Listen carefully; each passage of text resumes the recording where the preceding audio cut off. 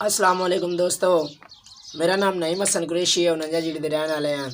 ये तुसी साडा चैनल वेख रहे हो किंग ऑफ एंटरटेनमेंट।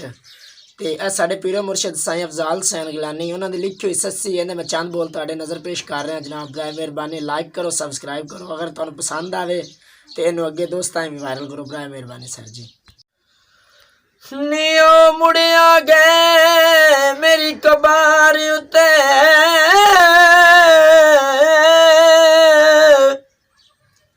उठ वेख के मैं डर गई निसद मारा नाल दी रूहां नू नी मैं केचियां तू हर गई ते जाके पुछ लै केच दे खाना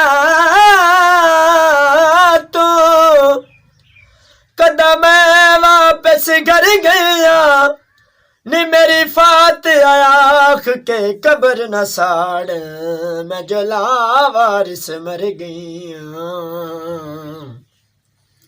हो मेरे हसदे नैन रुआ के मैनू तख्तू बोए ते डाके वत खबर ना डाल ले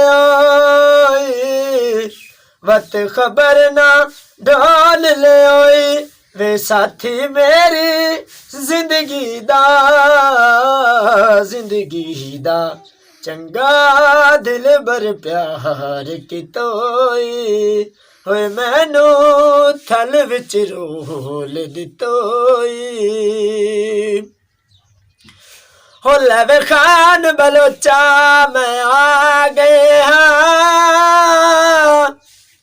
हो तेरे इश्क दे वैनी वह के सख्तियां सह के हो छड़ महल बबोर दे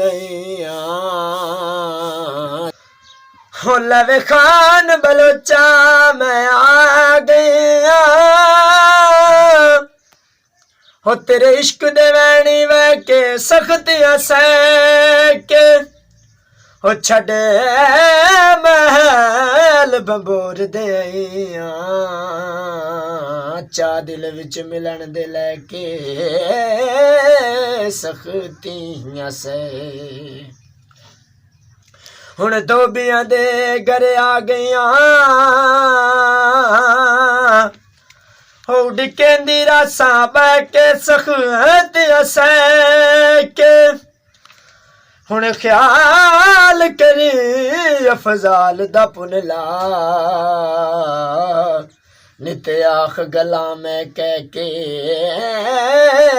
सख्तियां से मेरे हसदे नैन रुआ के मैनू तख्तू बोए ते डाके वत खबर ना डाल ले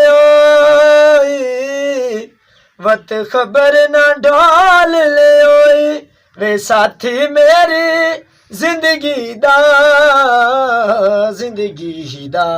चंगा दिल बर प्यार कितोई मैनू थल विच रोल दितोई वे साथी मेरी जिंदगी दा चंगा दिल बर प्यार कितोई।